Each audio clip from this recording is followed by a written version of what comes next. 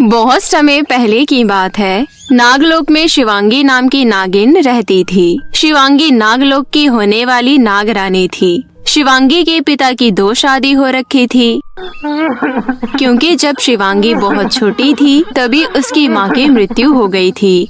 उसके बाद नागलोक के लोगों की बात मानकर शिवांगी के पिता ने दूसरी शादी कर ली थी और दूसरी शादी से भी उनकी एक बेटी थी जिसका नाम था विशाखा। शिवांगी विशाखा को कभी भी अपनी सौतेली बहन नहीं मानती थी। वो उसे अपनी सगी बहन जैसा प्यार करती थी, लेकिन विशाखा हमेशा शिवांगी के खिलाफ कोई न कोई साजिश रचती रहती थी। ऊपर से तो वो ऐसा दिखाती थी कि जैसे वो शिवांगी से बहुत ही प्यार करती है और उसकी बहुत परवाह करती है, लेकिन अंदर ही अंदर वो शिवांगी से नफरत करती थी, क्योंकि उसे ये बात बिल्कुल पसंद नहीं थी कि नागलोक के राजा की बेटी होते हुए भी वो नागरानी नहीं बनेगी। लेकिन इस बात से अनजान शिवांगी हमेशा विशाखा को प्यार करती थी, उसकी परवाह करती थी। ऐसे ही एक दिन दोनों बहनें नागलोक में घूम रही थी। तभी विशाखा शिवांगी से कहती है, शिवांगी, मैं तुम्हें एक बात कहूँ, मेरी बात मानोगी? हाँ बिल्कुल बोलो। मेरी बहन कुछ बोले और मैं ना मानूं, ऐसा तो हो ही नहीं सकता। देखो, ये तो तुम्हें भी पता है कि पृथ्वीलोक बहुत ही ज्यादा सुंदर है। वहाँ के लोग, वहाँ की चीजें, वहाँ की बातें भी अनोखी हैं। मैं अपने इस नागलोक में घूम घूम कर परेशान हो गई हूँ और यहाँ से ऊब भी गई हूँ। अगर तुम कहो तो हम दोनों कल पृथ्वीलोक चलते हैं। ये तुम कैसी बातें कर रही हो विशाखा? पिताश्री ने कहा था ना कि हम बिना उनकी इजाजत के पृथ्वीलोक ना जाए। अरे तुम पिताश्री की चिंता मत करो, वैसे भी वो ध्यान में मग्न हैं। हम पृथ्वीलोक से घूमकर आ भी जाएंगे और उन्हें पता भी नहीं चलेगा। पर फिर भी मुझे ऐसे पिताजी से झूठ बोलना अच्छा नहीं लग रहा। अरे इसमें झूठ क्या बोलना है? और वैसे भी हमारी उम्र में ये सब चलता है। और देखो, तुमने ही कहा था ना कि तुम मेरी कोई बात नहीं टालती, तो अब तुम मेरी ये बात भी नहीं टालोगी। हम दोनों कल पृथ्वीलोक जा रहे हैं, मतलब जा रहे हैं। ठीक है मेरी बहन, तुम्हारे लिए ये भी कर लूंगी। फिर अगले दिन शिवांगी विशाखा की बात मानकर पृथ्वीलोक पर चली जाती है। वो दोनों पृथ्वीलोक की सड़कें, दुकान, मकान, घर, अलग अलग तरह के लोग और उनका व्यवहार, ये सब देखकर हैरान हो रहे होते हैं कि तभी विशाखा कहती है, मैंने कहा था ना शिवांगी, पृथ्वीलोक बहुत ही ज्यादा सुंदर है। देखो तो यहाँ की लाइटें, यहाँ के सुंदर सुंदर दुकानें, इतने प्यारे लोग। हाँ, तुम्हारी ये बात तो बिल्कुल सही है। यहाँ के लोग और ये जगह बहुत ही ज्यादा प्यारी है। ऐसा कहकर वो दोनों बातें करने लगती है कि तभी वहाँ पर एक लड़का हाथों में गुलाब लिए आता है और शिवांगी को देते हुए कहता है, क्या बात है, आज का दिन और आज मिलने वाले सभी लोग बहुत ज्यादा खूबसूरत है।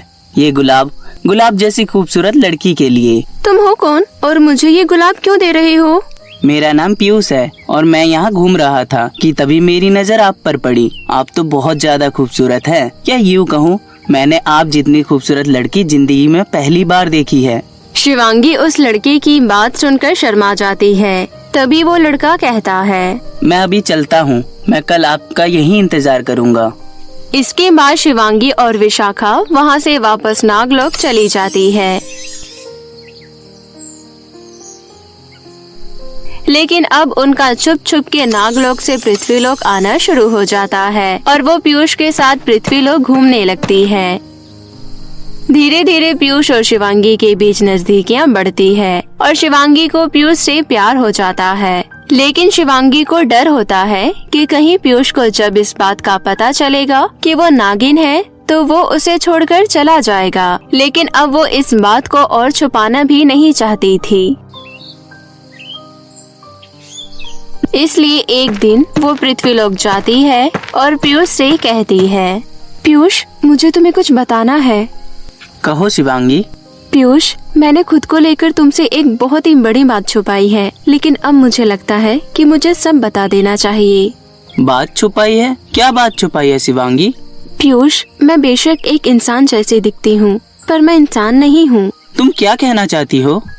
शिवांगी पीयूष की ये बात सुनकर अपने अर्धनागिन रूप में आ जाती है और फिर पीयूष से कहती है, ये देखो, मैं एक नागिन हूँ, इच्छाधारी नागिन। शिवांगी ये कह ही रही होती है कि तभी उसके सर पर कोई पीछे से वार करता है और वो वहाँ पर बेहोश हो जाती है। जैसे ही शिवांगी को होश आता है तो वो खुद को अपने नागलोक के महल के कक्ष में पाती है। उसके सर में अभी भी दर्द होता है, इसलिए वो सर पकड़कर उठती है और अपने सामने बैठी विशाखा से पूछती है, विशाखा, हम यहाँ कैसे? हम तो पृथ्वीलोक पर थे ना, और मैं बेहोश कैसे हो गई? अरे शिवांगी, तुम पीयूष से बातें कर रही थी कि तभी अचानक तुम्हारे सर में बहुत तेज दर्द हुआ और तुम दर्द के मारे बेहोश हो गई। इसके बाद मैं तुम्हें यहाँ नागलोक ले आई। वो सब तो ठीक है, पर पता नहीं क्यों मुझे अपने अंदर कुछ कमी सी महसूस हो रही है। ऐसा लग रहा है कि मेरा कोई भाग मुझसे अलग हो गया हो। अरे ऐसा कुछ भी नहीं है, तुम्हारी तबीयत ठीक नहीं है इसलिए तुम्हें ऐसा लग रहा है। अब तुम जल्दी से ठीक हो जाओ, फिर हम दोबारा पृथ्वीलोक पर जाएंगे। कुछ समय ऐसे ही बीतता है। जैसे ही शिवांगी की तबीयत ठीक होती है, वो वापस विशाखा के साथ पृथ्वीलोक पर पीयूष से मिलने जाती है, लेकिन उन्हें पीयूष कहीं नहीं मिलता, इसलिए वो अलग अलग दिशा में उसे ढूंढने लगती है। फिर अचानक ही शिवांगी की नजर पेड़ के पीछे बाहों में बाहें डाले पीयूष और विशाखा पर पड़ती है, जो पूरी दुनिया को भुलाकर एक दूसरे की बाहों में गुम थे। ये नजारा देखकर तो शिवांगी के होश उड़ जाते हैं और उसके भरोसे की धज्जियां भी। पीयूष, विशाखा, ये सब क्या चल रहा है? पीयूष, तुम तो मुझसे प्यार करती हो ना? और विशाखा, तुम तो पीयूष और मेरे बारे में जानती हो, फिर ये सब क्या है? ये तुम्हारी सबसे बड़ी गलतफहमी है कि तुम्हें ये लगता है कि पीयूष तुमसे प्यार करता है। पीयूष सिर्फ मुझसे प्यार करता है। हाँ मेरी डार्लिंग विशाखा, तुम बिल्कुल सही कह रही हो। मैं सिर्फ और सिर्फ विशाखा से प्यार करता हूँ। तुम लोगों ने मेरे साथ धोखा किया है। नागलोक की होने वाली नागरानी के साथ तुम्हें इसकी सजा मिलकर रहेगी। ऐसा कहकर शिवांगी दोनों को डस लेती है, लेकिन शिवांगी के डसने का ना तो पीयूष पर कोई असर होता है और ना ही विशाखा पर। ये देखकर शिवांगी हैरान रह जाती है। ऐसा कैसे हो सकता है? मेरा जहर पूरे नागलोक में सबसे विषैला जहर है। मेरे जहर की एक बूंद से बड़े नाग नागिन तक मर जाते हैं, लेकिन तुम दोनों को कुछ नहीं हुआ। ऐसा कैसे हो सकता है? विशाखा हंसते हुए कहती है। हाँ माना तुम्हारा जहर पूरे नागलोक में सबसे विषैला है, लेकिन तुम्हारे डसने से हमें तभी तो कुछ होगा जब तुम्हारे शरीर में जहर होगा। तुम्हारे शरीर में जहर की एक बूंद तक नहीं है। ऐसा नहीं हो सकता। ऐसा ही है। जिस दिन तुम अपने प्यार का इजहार पीयूष से कर रही थी और तब अचानक बेहोश हो गई थी, वो कोई मामूली घटना नहीं थी। तुम्हारी कोई तबीयत खराब नहीं हुई थी। मैंने ही तुम्हें पीछे से सर पर डंडा मारा था, जिससे तुम बेहोश हो गई थी, और उसके बाद मैंने तुम्हारे शरीर से तुम्हारा सारा विषैला जहर बाहर निकाल लिया था। तभी तुम्हें अपने शरीर में किसी चीज की कमी महसूस हो रही थी। मैं शायद इस दुनिया में सबसे बदकिस्मत इंसान हूँ। लोगों को तो किसी एक इंसान से धोखा मिलता है, लेकिन यहाँ तो मेरे प्यार ने भी मुझे धोखा दिया और मेरी बहन ने भी। लेकिन तुम लोगों ने ऐसा क्यों किया? आखिर क्यों? मैं बताता हूँ। देखो शिवांगी, मैं विशाखा से बहुत ज्यादा प्यार करता हूँ और वो भी मुझसे बहुत ज्यादा प्यार करती है, और ये सब तुम्हारे मिलने से बहुत पहले की बात है। तुम्हारा यहाँ आना, मुझसे प्यार करना, मुझसे बातें करना, ये सब मेरे और विशाखा का प्लान का हिस्सा है। हम लोग जानते हैं कि तुम नागरानी बनने वाली हो और तुम्हारे जहर में जो शक्तियाँ है वो किसी भी नाग नागिन के जहर में नहीं है। तुम्हारा जहर मुझे नाग बनाने की शक्ति दे सकता है, इसलिए हमने ये सब प्लान बनाया। और अब मैं भी तुम्हारी तरह एक नाग हूँ और मैं आसानी से नागलोक जा सकता हूँ।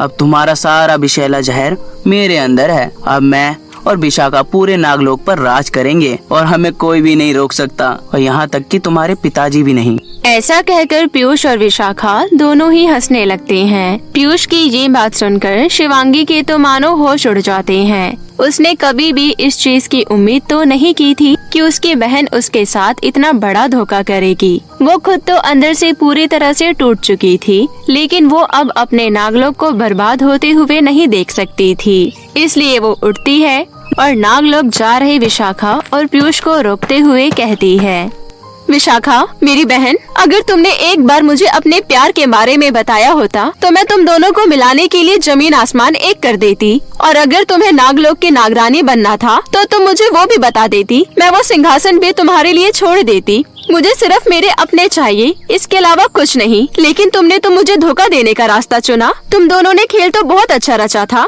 लेकिन तुम लोग ये भूल गए कि मैं होने वाली नागरानी हूँ और नागरानी के पास दुनिया की सबसे बड़ी शक्ति यानी कि नागमणि होती है।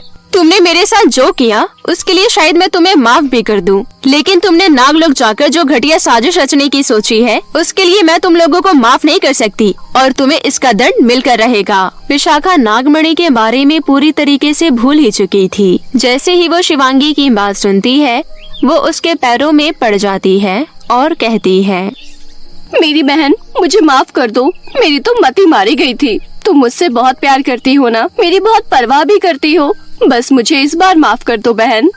मैंने तुम्हें हर बार माफ किया है विशाखा, लेकिन तुम्हारी ये गलती माफ करने लायक नहीं है।